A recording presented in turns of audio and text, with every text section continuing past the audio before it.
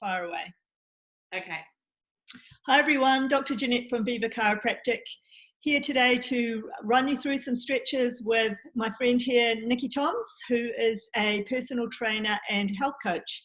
So you can do the stretches along with Nikki. We've talked this week about posture, posture when you're on your devices for too long, posture when you are at your temporary work setup when you're at home, and the aches and pains and tension that builds up as a result of potentially for sitting for too long. So I just thought we'd get Nikki along. She can show the stretches, she can chat as she's talking about the importance of why we're doing this.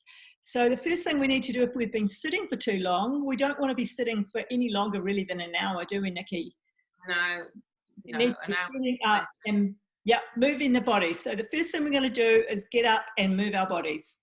Let's go. Yeah. You can put music on.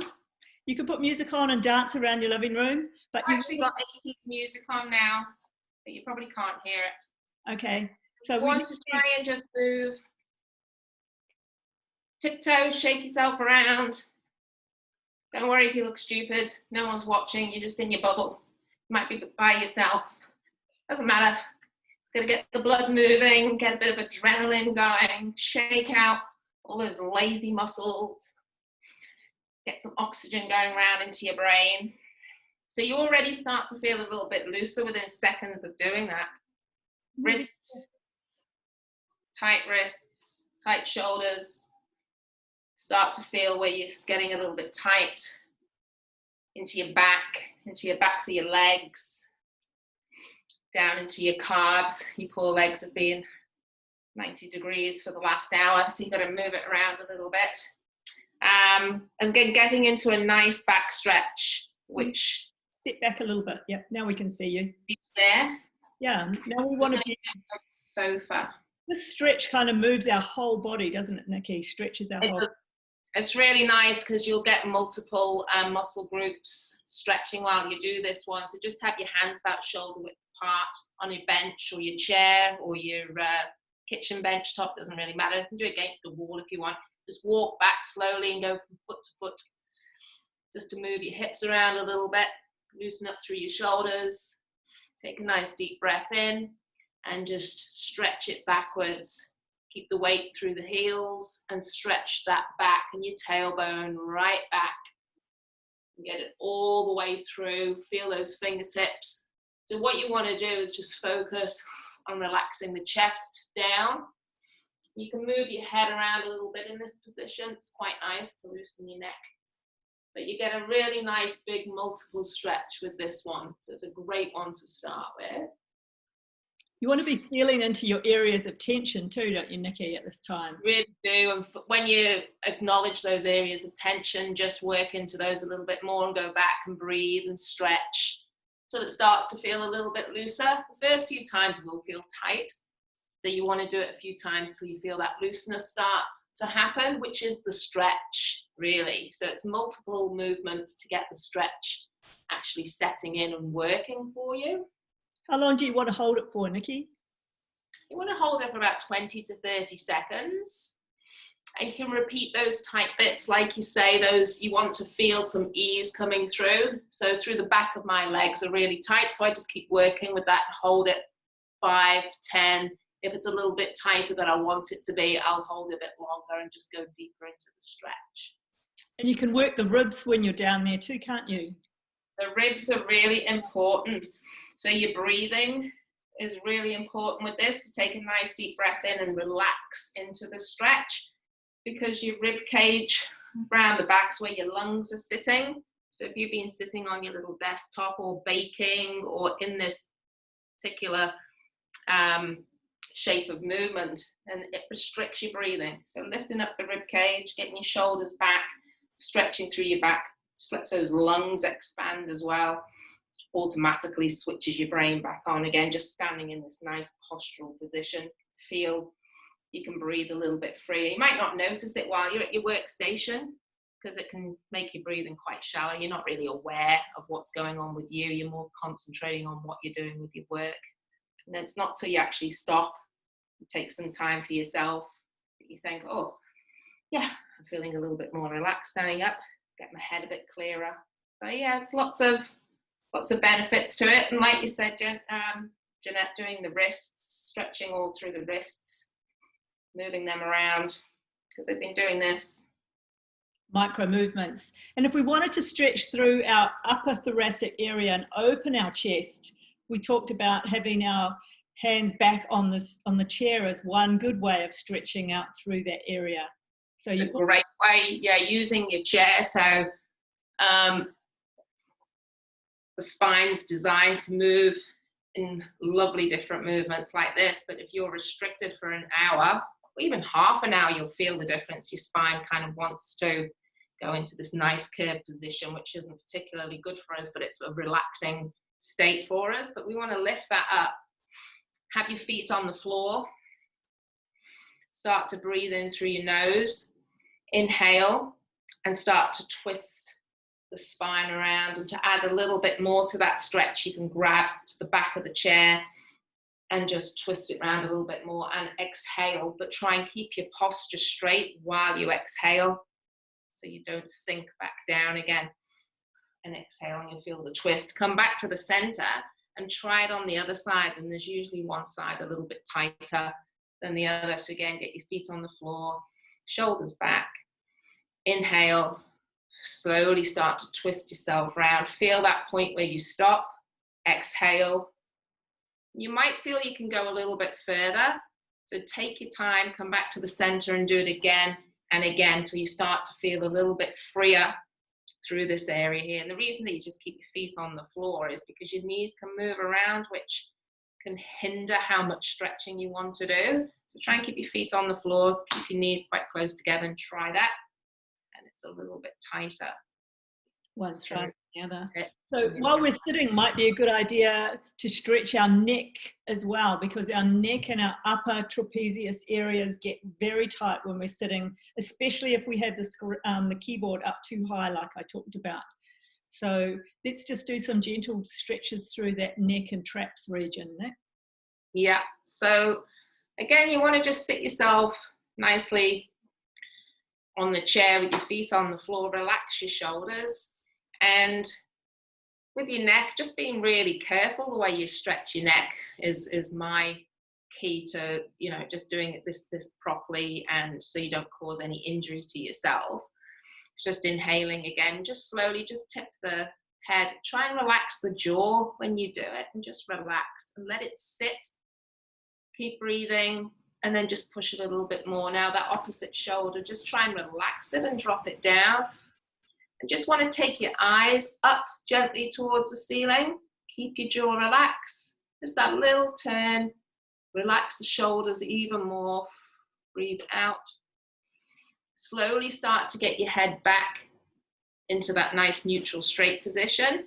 Sit yourself up again before you do the other side. If you keep your tongue on the roof of your mouth, it's hard to do forward head carriage. So if you're on your computer, you can't have the tongue on the roof of your mouth, which is a relaxed state for your neck. So you just sit the tongue on the roof of your mouth for a second. Relax your jaw. Breathe in and just slowly start that stretch on the other side again. And again, you'll feel it different on one side to the other. Quite uncanny, really, how imbalanced we can become just through the day. And once you're in that nice set position, just tilt your eyes up towards the ceiling. Just takes a little bit of a different angle. Remember that shoulder on the opposite side. Where's it going? Is it following your ear? If it is, it's just telling you that that's quite tight. So relax your hands, relax your arm, relax your shoulder, and give it a little bit of a drag. Breathe in again before you bring the head up and sit there. And give your shoulders a bit of a shrug after that one. Feel a little bit looser. Maybe you've got someone that can give you a little shoulder rub massage too. That's always nice. Hey, that's really good. I don't think I've got anybody in my bubble. No one is any good at it. So a lot of people comment that they get really sore low back from sitting as well at their desk, not just their shoulders and upper back. So I think it's a good idea also to look at doing some releasing through that lower back area, especially if your chair hasn't been that great in your bubble retreat. time and you're sitting on something. I'm sitting on a ball right now, I can move, and sitting on a ball is great if you can set your workstation up around that. So let's just run through some lower back stretches that can be helpful during this time too, Nikki. Yeah, so lower back, really important. So it can cause a lot of issues if your back stays really tight. So again, you can do them sitting in your chair if you want to do that twist and take your opposite hand over onto the knee, the arm behind you, and give that a really good twist. You'll start to feel a little bit looser now. Yeah, and just twist it round. Where you think you're going to stop, you breathe and you try it again, and you'll go a little bit further each time, because actually the spine's an amazing thing. It has quite a lot of flexibility through it. We just lose it once we're sitting in these chairs. And then because your feet, your knees, your legs have been at 90-degree angles, hamstrings can cause a lot of problems with that lower back. So I like to do that stretch that we first started with, and just have my arms resting on the chair and move my hips from side to side while I'm pushing my tailbone backwards, and just keep moving backwards when I do it. So it's a really nice movement for the lower back. It's just supporting your arms and just going from foot to foot, side to side, moving the hips, relaxing your shoulders. You might feel a few clicks going on. Really, really good for just stretching through the hamstrings, through the glutes, which can get tight because they're not getting used. You're just sitting on them.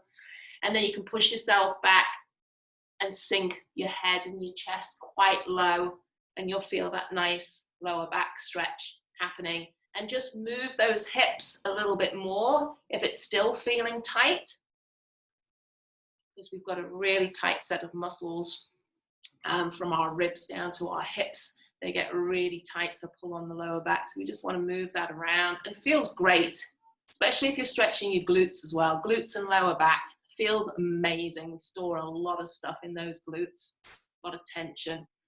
So this is really nice. And you usually find when you've done that just for a few minutes, how much looser you feel. I'm clicking away. I sound like a Rice Krispie over here. I'm just clicking and cracking away. So just move those legs, move your hips. Feel how that lower back is. If you've got a sore lower back, just walk your hands down your legs and get a nice back stretch. If your range of motion is there, that's fine. You're just pushing your tailbone behind you, leaning your chest forward. Let's give you a nice stretch. Just gently bend your knees, come back up. So you think it's better to do a kind of a moving stretch rather than a slow static stretch when you've got lower back issues? It depends. It depends how much pain you're in. It depends how much range of motion you have. I do have lower back problems. So I like to start nice and slow and steady and see how I am with everything. And I know as soon as I sit down, you get into this nice comfortable position. So it's the standing up and moving around again that you go, oh, here we go. This is all too tight, too restricted. So yeah, you can hold the stretches and breathe and push. You don't have to move around at all. You can just hold them, but just go deeper into the stretch. Keep your shoulders back. Keep your elbows back here if you're going to do this stretch rather than down here. You might not be able to get yourself up if it's too tight. You just want to keep pushing. And there's the reason that I just bend the knees is to move the glutes and the lower back and the hips around. That's really, really important for me, for my lower back, just to get some mobility back. Yes. Yeah, we don't just have one range of motion. We've got all these different ranges, so it's good to just move in those ranges. Yes. A lot of people, if they've been doing a lot of sitting, their core muscles might not be that supportive, or they might have actually gotten a little bit tight through their psoas muscles as well from too much sitting. Yeah, and sometimes if you have got lower back problems, Janette, lying on the floor can actually make it worse, because we're in isolation at the moment and it's hard to get yourself back up. And if you've got no one to help you, that's really tricky. So I've been doing a lot of mine just standing up, that I would do on the floor, the way you're bringing your knees up towards your chest for your lower back. I just work on doing it one leg at a time. And it's also good for your balance, which is great for your brain as well. So you can do lots of different things without lying on the floor. You can do for your hamstrings, just putting the leg up onto the sofa and seeing where your range of motion, loosen up through your hips that way. Some nice movements to do. And just these movements are creating a lot more oxygen around your body. Your breathing increases a little bit, adrenaline's popping into your system. So it starts to make you feel a little bit more alive and awake. Yeah. It doesn't have to be too dramatic. 5 minutes of this every hour to get yourself out your workstation. 5 minutes every hour. If you do it 6 times a day, it's half an hour of better than doing nothing. Perfect. And of course, we want you to be moving your body a lot more than just this. So hopefully you've been doing a lot of walking or biking or other things as well, hey, to just keep your cardio and just get out into some fresh air, which is going to help your brain anyway. Potentially, you'd probably still be working. I'm just going to put you on now to exit the gallery. Oh, perfect. So thank you so much, Nikki, for joining us today and sharing some pretty easy stretches that you can do to help you get by during this time when we're in isolation. And of course, when you can get back to your massage therapist, your physio, your chiropractor, whoever that helps you if you do have troubles, that won't be too far away, we hope. So have a great Easter, everybody, and we'll catch up with you again. It's Janette from Vivo Chiropractic and Nikki Toms. Thank you, Janette. See you. Bye-bye.